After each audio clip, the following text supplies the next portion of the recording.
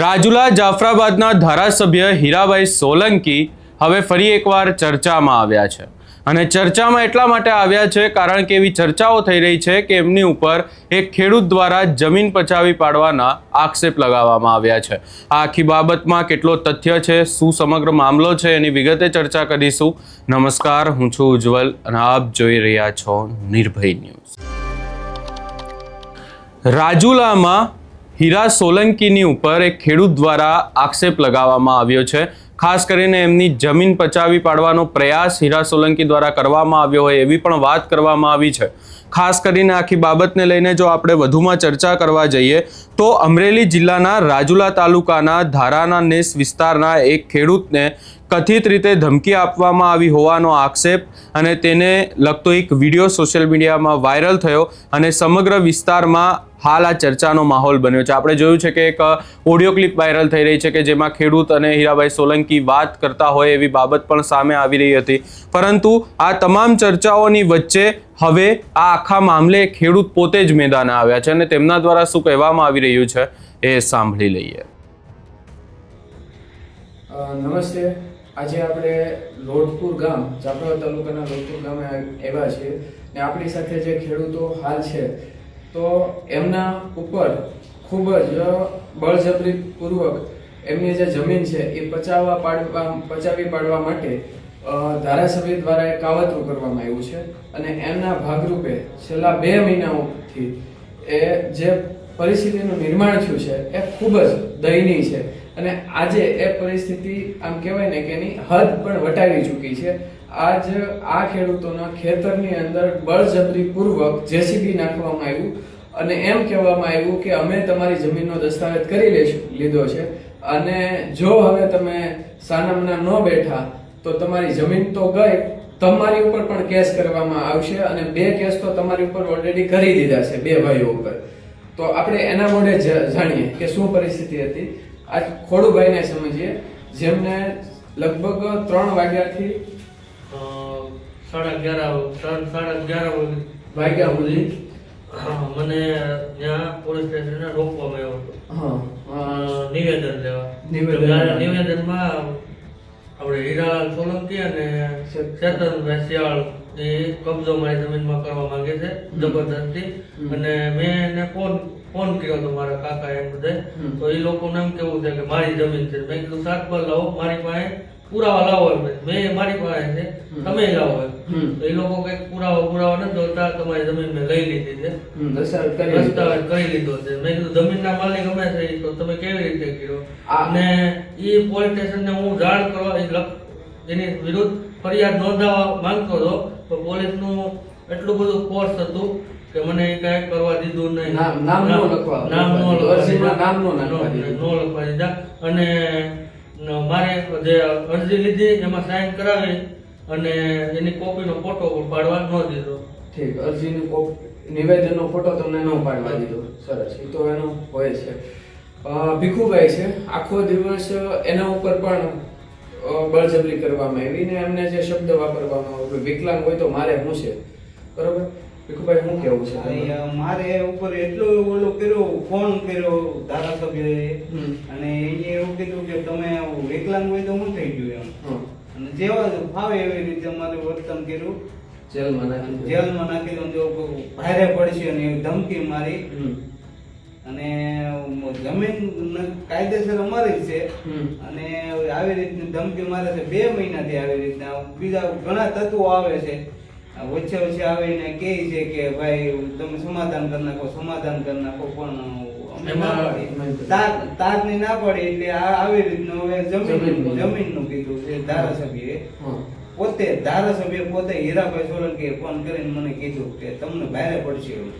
એમાં વધારે પહેલા ફોર્સ હતું ડીએસપી ઓરા સાહેબનું અને વૃંદાવન હોટલ રેસ્ટોરન્ટ છે ને એના માલિક મેહુલ પટેલનું કોપર દ્વારા છે આ બધું આખું કોપરે પૂરું પહેલા અમારી પાસે પ્રેશર ઘણું દીધું, હવે કોપર દ્વારા એ હીરાભાઈ સોલંકી દ્વારા અમને આવી રીતના સમજાઈ ગયું। આ સમગ્ર જે ઘટના છે એ એવી છે કોપરને જમીન પચાવી પાડવી છે।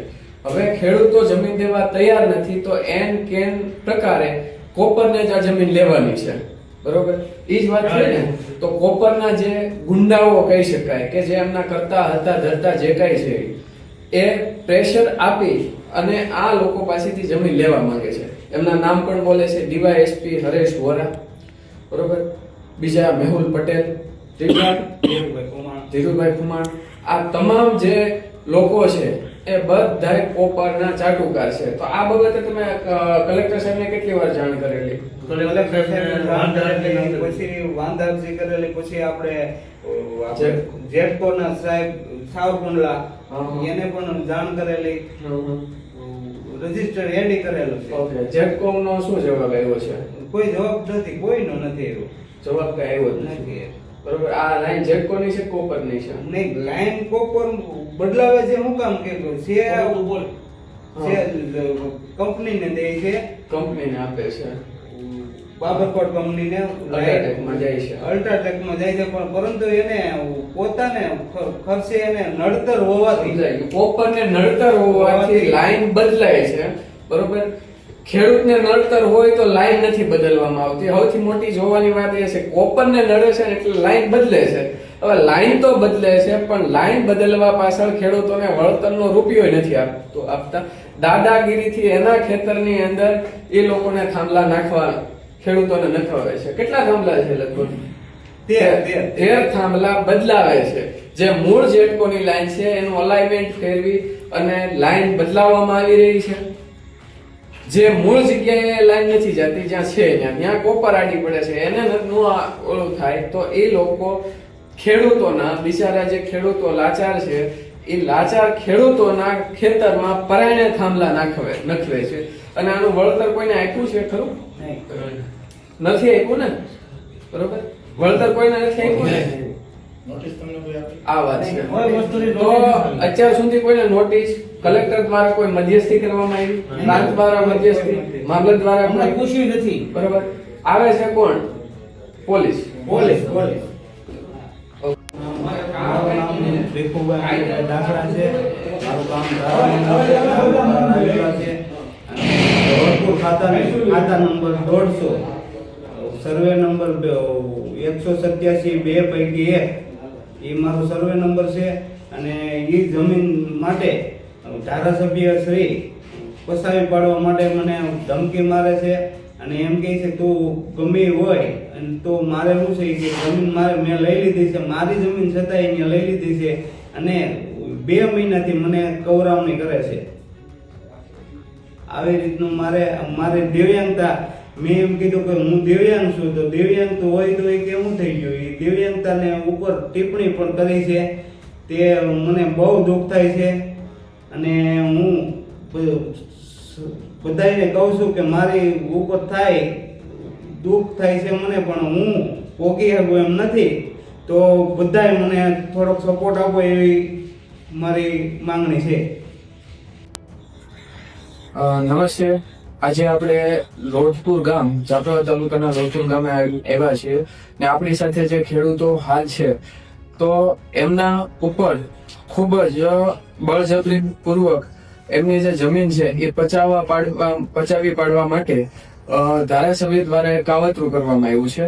અને એમના ભાગરૂપે છેલ્લા 2 મહિનાથી એ જે પરિસ્થિતિનું નિર્માણ થયું છે એ ખૂબ જ દયનીય છે. અને આજે એ પરિસ્થિતિ આમ કહેવાય ને કે એની હદ પણ વટાવી ચૂકી છે. આજ આ ખેડૂતોના ખેતરની અંદર બળજબરી પૂર્વક જેસીબી નાખવામાં આવ્યું અને એમ કહેવામાં આવ્યું કે અમે તમારી જમીનનો દસ્તાવેજ કરી લીધો છે અને જો હવે તમે સાનામના ન બેઠા તો તમારી જમીન તો ગઈ. આ જમીન માટે અમને સતત ને સતત કવરામણી કરે છે. ડીવાયએસપી વોરા, ધીરુભાઈ કુમાણ અને મેહુલભાઈ પટેલ સતત ને સતત કવરામણી કરે અને એમ કે તાર બાંધવાઈ દો. ઘણી વાર અમારી પાસે આવ્યા પણ અમે ના પાડી કે ભાઈ નહીં, અમારી રોજી રોટી છીનવાઈ જાય તો અમારે શું કરવું, અમારા બાળકોને ક્યાં મૂકવા જવા. તો આવી રીતે કવરામણી એવી રીતે કરે છે કે હમણાં જ મારા ભાઈ ઉપર, શૈલેષભાઈ ઉપર ફરિયાદ, એના માણસો બસની ફરિયાદ કરાવી અને કવરામણી કરે છે આવી રીતે. અને આજે મારા ભત્રીજાને ઉપર પણ ફરિયાદ કરવાની તૈયારી હતી અને અત્યારે અમને એટલી ધમકી મને એવી મારી કે જો બેને તો હલવાડી દીધા અને તને હલવાડી દે કે હીરાભાઈ સોલંકી આવી ધમકી મને મારી છે. અહીંયા હવે આ આખી બાબતમાં જે ધારાના નેસના જે ખેડૂત છે ભીખુભાઈ હમીરભાઈ ધાખડા એ પોતાની માલિકીની જમીનમાં વીજ લાઈન ઊભી કરાવવા સંબંધિત મુદ્દે રાજુલાના ધારાસભ્ય હીરાભાઈ સોલંકી દ્વારા દબાણ અને ધમકી આપવામાં આવી હોવાનો આક્ષેપ કરવામાં આવ્યો અને આ દાવાઓ સોશિયલ મીડિયામાં વાયરલ થઈ રહ્યા છે અને આખી બાબત એક ઓડિયોના આધારે ચર્ચામાં આવીને હવે ઓડિયો બાદ આ ખેડૂતોનું નિવેદન પણ સામે આવ્યું છે.